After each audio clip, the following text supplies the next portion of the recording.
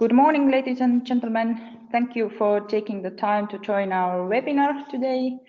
My name is Marju Zirel and I'm the head of investor relations of Port of Tallinn. So today, me and Marko Raid, who is the CFO of Port of Tallinn, will introduce you the financial results of third quarter and 9 months of 2019 of Port of Tallinn. And after the presentation, we will be glad to answer your questions. If you like to use the opportunity to ask questions, please use the question box on the right-hand side of your screen. So to start with the highlights of Q3. So in the first 9 months, we have had several events and influences driving our KPIs to different directions. But through their combined effect, the revenue and profit figures didn't change significantly and stayed almost a comparable level with the last year's same period. We have had a new cruise record already in 9 months.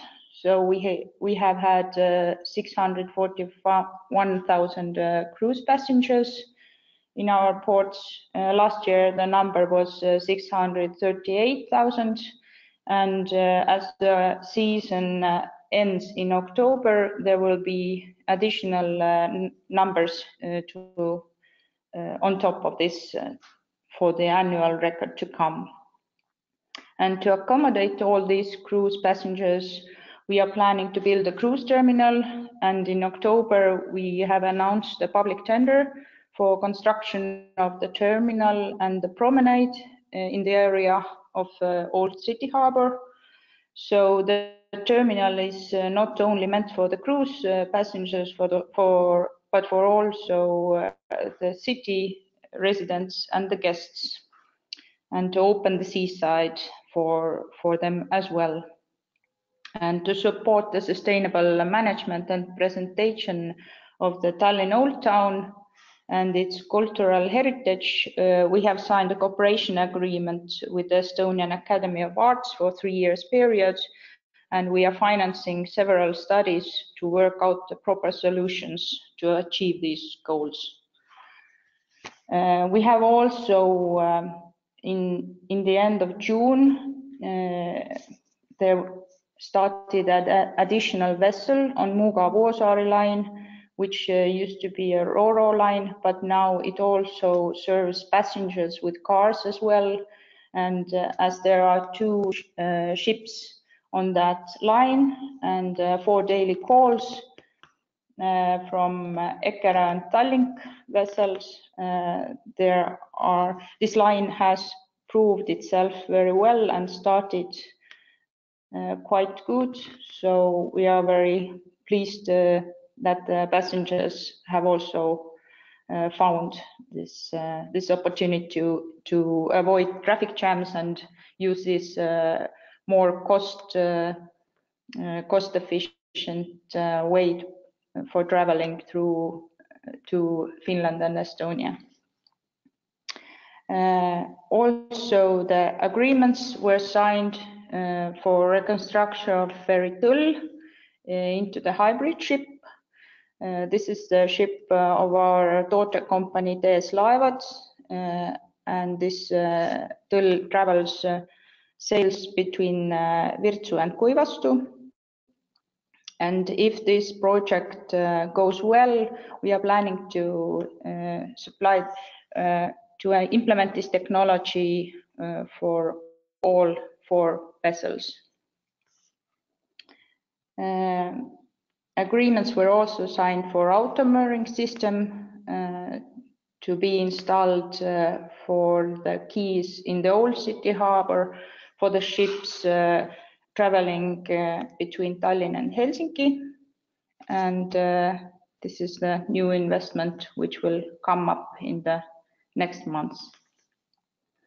And in the beginning of October, we have launched the first stage of D-terminal reconstruction, and this was finalized in the third quarter. So the trends in the business segments, passenger numbers have picked up very well in the third quarter. We are very glad to see that the passenger traffic between Estonia and Finland is growing again. There is a 3.5% growth in Q3. It is almost 100,000 passengers more than last year, and it's the passenger traffic between Estonia and Finland. And this also includes this new line between Muuga and Vuosaari. In cargo, there is a sharp decline in liquid bulk, and this is caused by the general decline in market demand as the dark oil products have increasingly strict requirements for reducing the sulfur content in the marine fuels. And also the competition in liquid bulk handling continues to be very intense, and the business is very project-based. Therefore, the quarterly volumes are very volatile. But on the other hand, there was 27% growth in Q3 in dry bulk, and this partially compensated for the decline in liquid bulk. And this growth came mainly from tarmac and grain. In ferry operations, similarly to the last year, we had additional ferry on the Saaremaa route, and the growth in revenue numbers and EBITDA came from indexation and efficiency. As for icebreaker Botany, which arrived back to Estonia only yesterday, we also, similarly to last year, had a contract with Baffinland in Canada.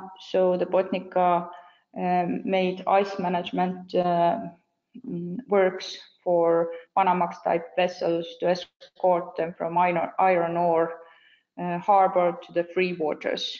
And this year we had more charter days, as the Botany in 2018, it came back to Estonia as there was a 20-day ice-free period where the Panamax ships don't need icebreaker for escorting.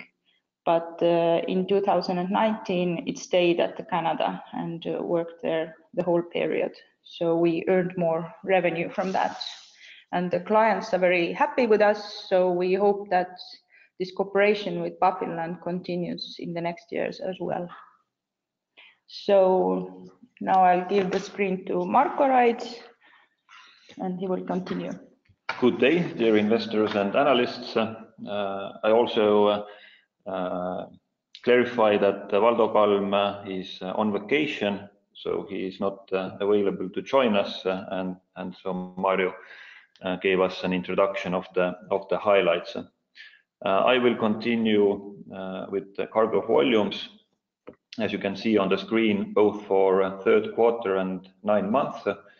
So as Mario said, third quarter for us was very challenging, and that mainly the challenges were related to liquid bulk, which overall transformed into 22% decrease in the volumes.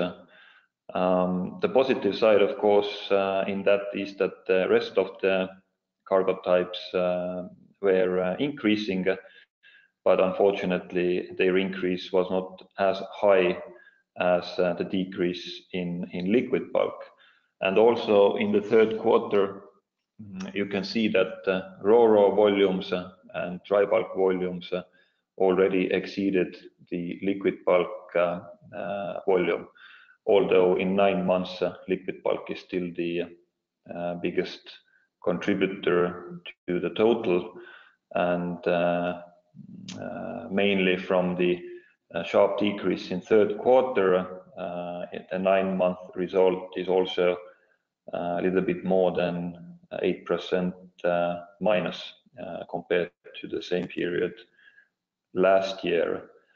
And as Mario explained, we have still low visibility in terms of liquid cargo. Hard to predict what the volumes will do, and we see that the market, for us at least, is volatile for the future months and quarters to come as well. But we hope that the positive increase in dry bulk, for example, will continue also in the coming quarters, so that will start to offset the decline in liquid bulk.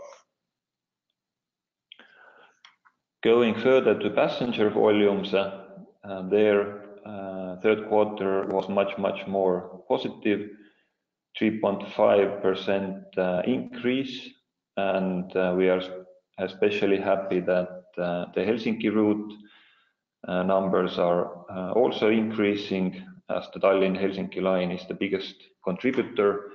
Here you can also see separately Muuga-Vuosaari line, which had 56,000 passengers in third quarter, a very good number, and we are positively surprised by the good results of that line, and hope that it will continue to contribute positively to the numbers in the coming quarters and years as well. And also, of course, cruise passengers had a new record for us as well.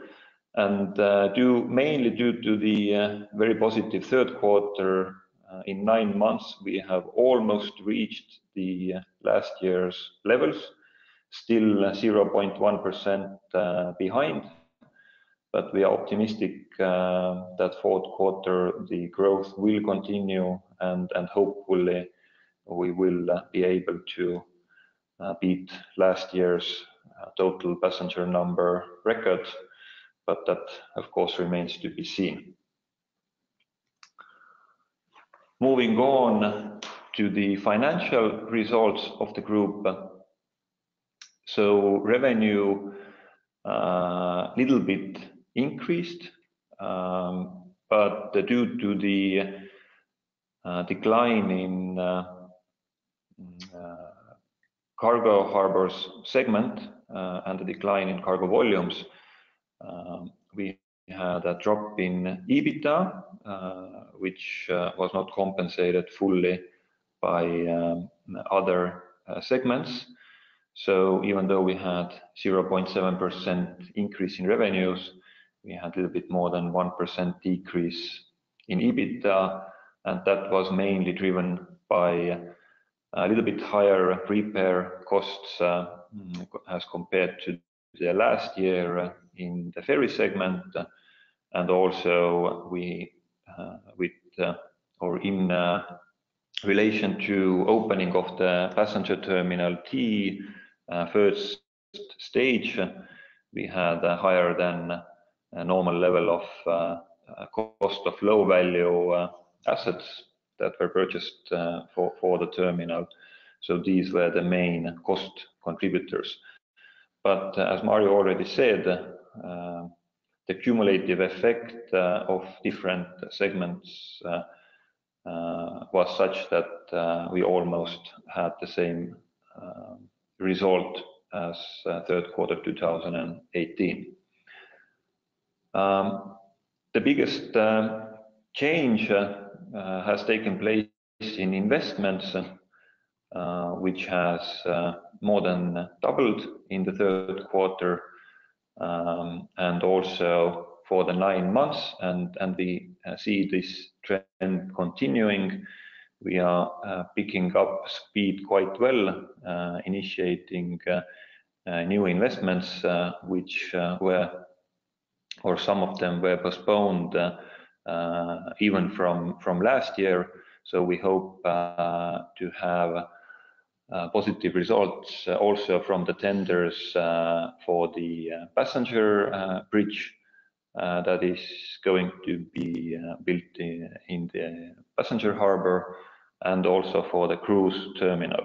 So these tenders are timed to end at the end of this year, and then we should be able to comment on whether we got a satisfactory results and can start the investments in next year.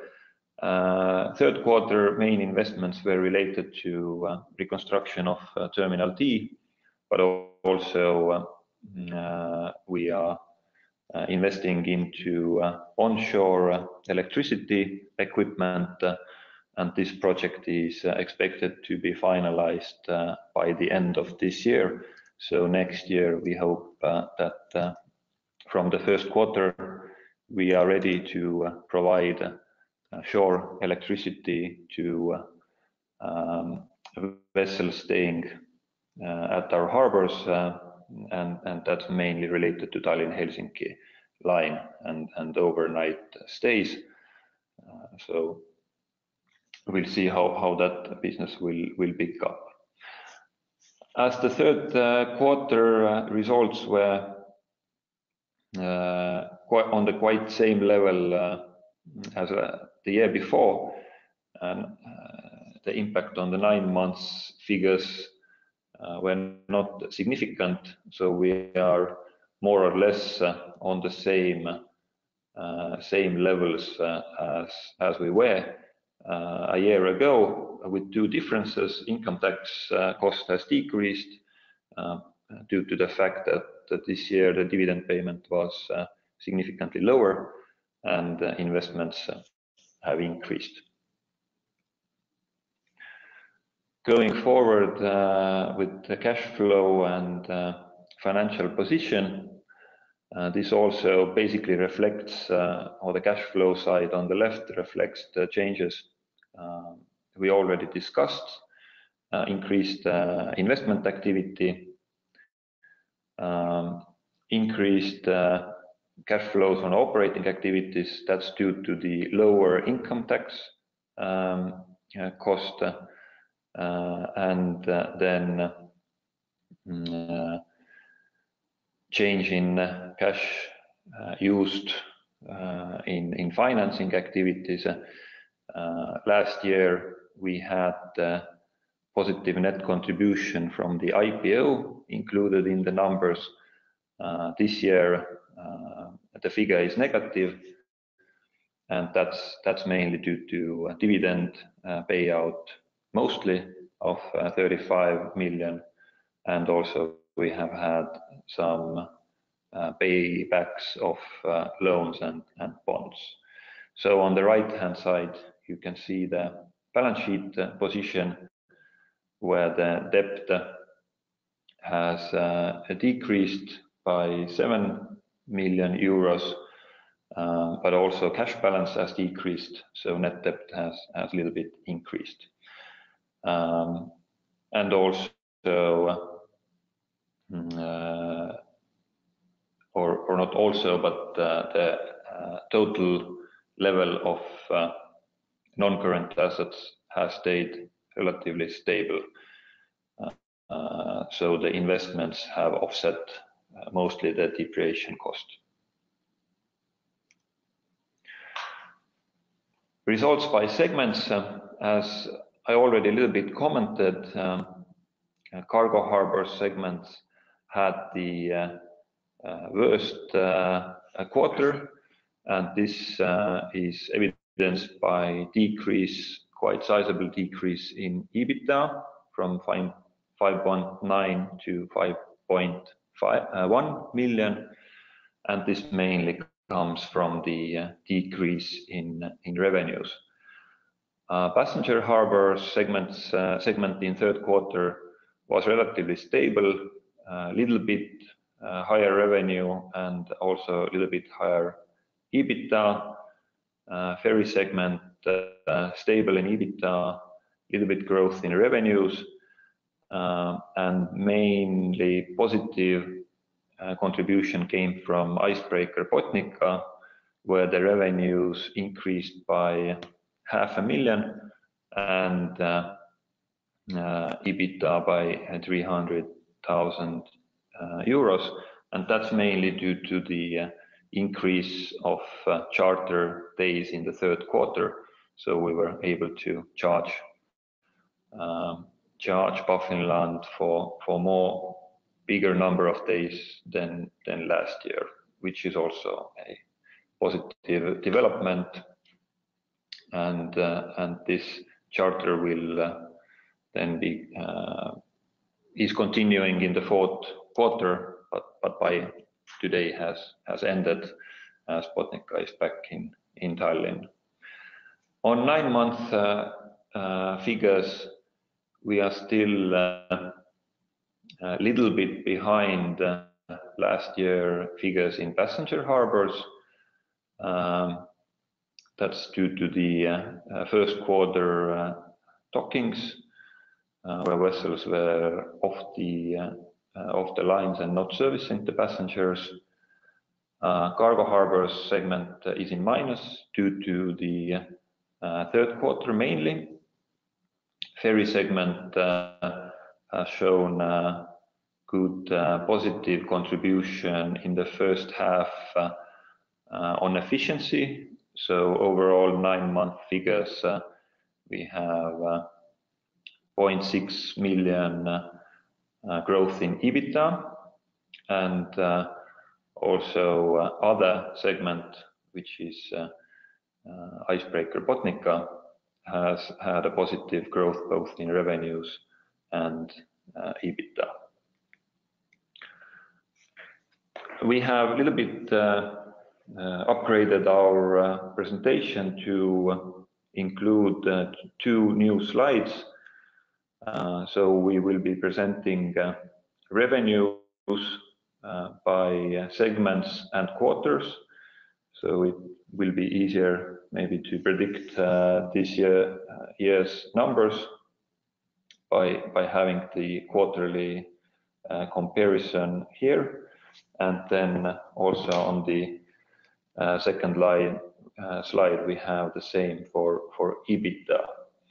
But nothing much to add here from my side, as the changes have already been commented, but hopefully this is useful for your own comparisons. And with this, we conclude the introduction of the results and move to Q&A session, where you can send your questions using the box on your screen, and we will have some 3-4 minute break on time of which you can present the questions, and we'll start answering them after that. Thank you.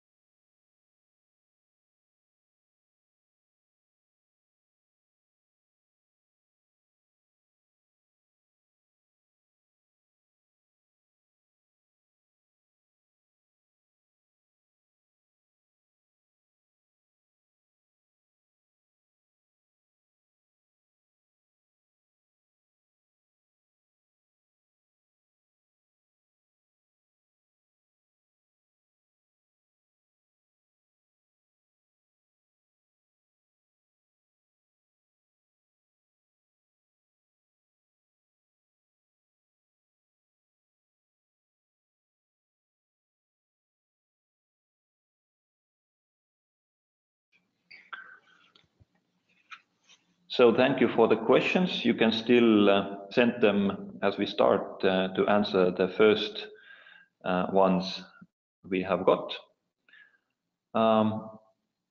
First question, please explain in more detail a 20% year-on-year drop in Q3 cargo harbors vessel dues, while the number of ship calls, excluding RoPax, declined just 3.6% year-on-year. Yes, this change or difference is due to the fact that liquid bulk is usually transported in larger vessels. So the decrease in liquid bulk volumes decreases fewer vessel calls than it's, for example, increasing of dry bulk by the same amount would increase the vessel calls by a higher number, because dry bulk is shipped more often, which with much smaller vessels. So even though the cargo volume change might even itself out, meaning that for example 500,000 decrease in liquid bulk might be offset by 500,000 increase in dry bulk, the number of vessel calls can still by a large extent fluctuate, because tanker calls would fall by a much lower number than would increase the bulk per vessel calls. And that's the reason behind the smaller decrease of vessel calls. Of course, you need to bear in mind that smaller vessels also pay smaller dues, and the dues for bulkers are also lower than these of tankers. So that change in vessel calls does not one-on-one transform into change in financial numbers. Next question. Could you please further elaborate on the reason for liquid bulk decline this quarter? What are your expectations for impact on IMO 2020 on liquid bulk trading next year? The reasons for the decline, yes, have, at least from our point of view, have come from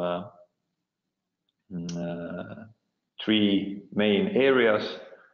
One of them being that fuel oil or the dark oil products that is mostly fuel oil that is transported through the Muuga harbor.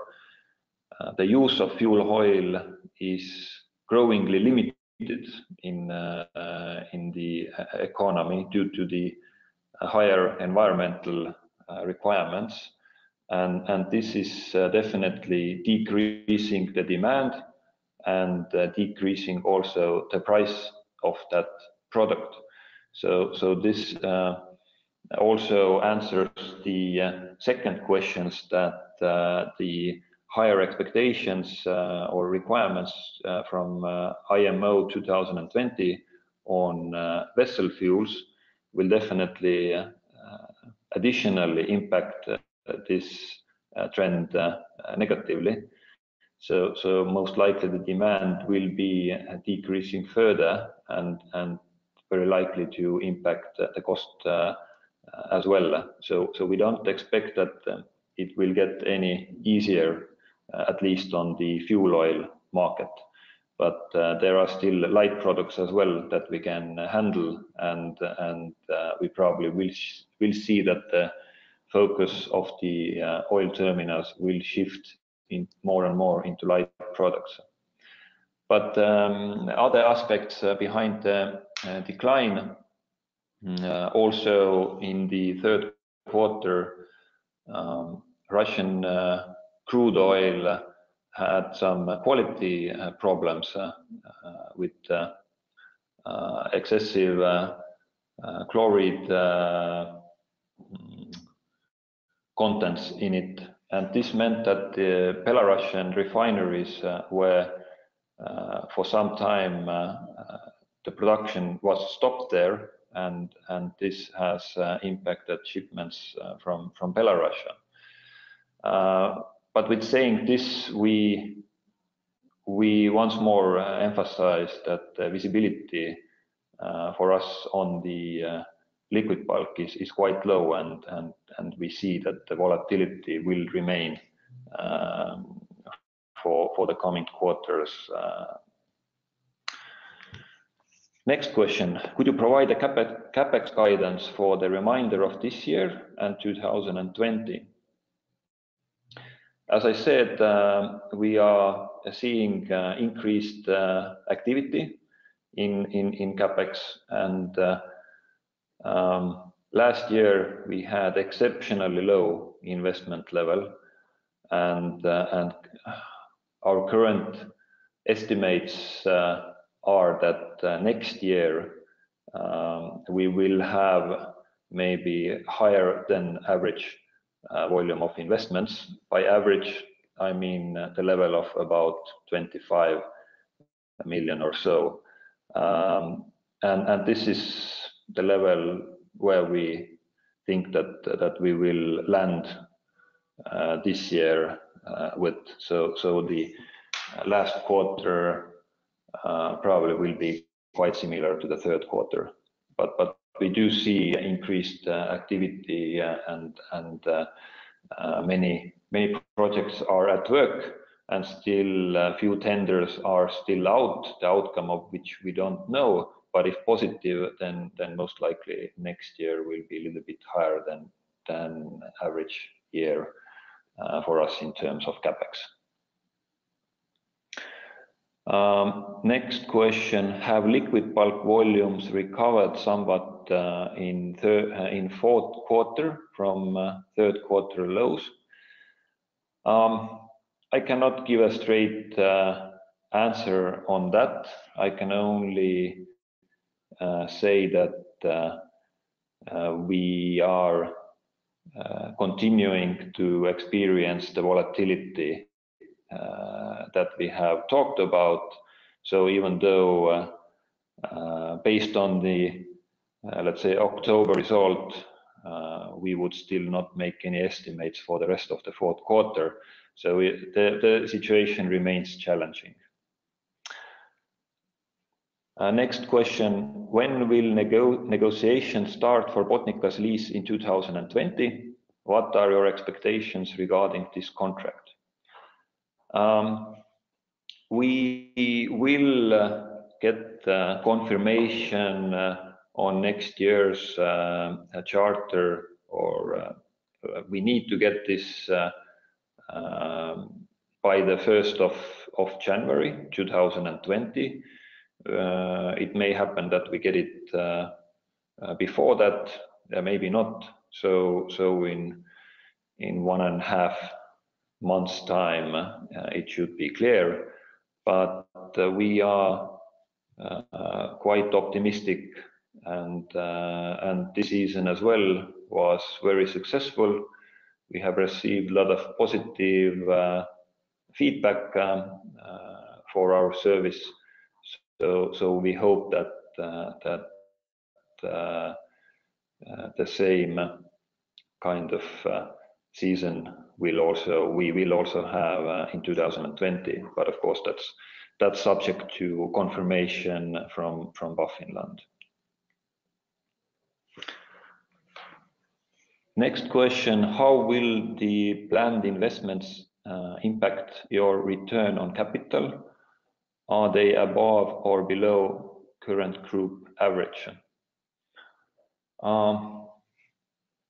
We don't see that there would be any major impact from these investments on the average return on capital.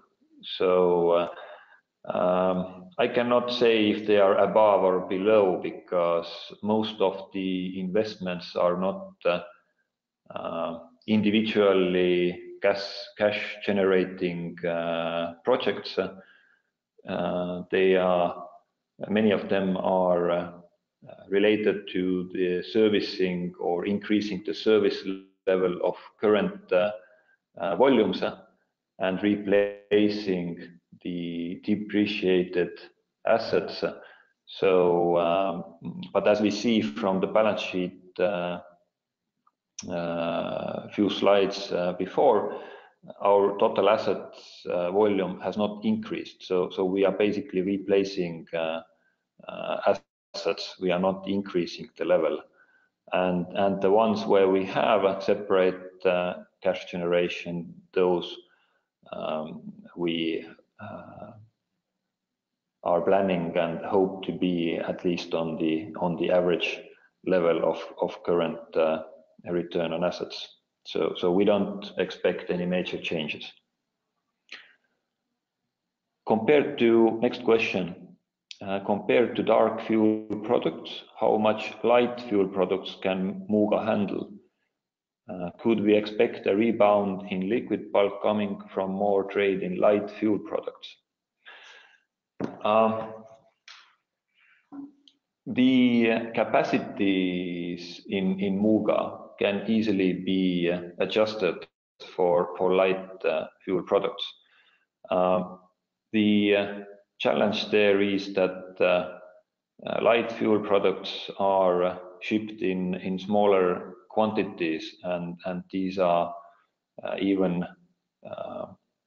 smaller batches and separate projects as with the dark projects, and competition there is extremely high as well. So even though it's a new niche, it's not something where it would be easier to get volumes, because otherwise we already would see significant volumes there.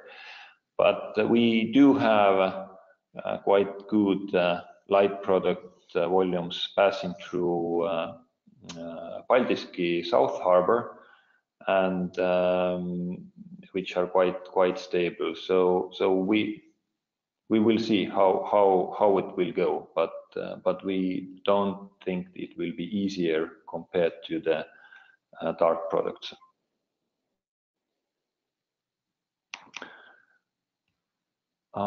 With this, at least as much as we see, we have gone through the questions that were presented here.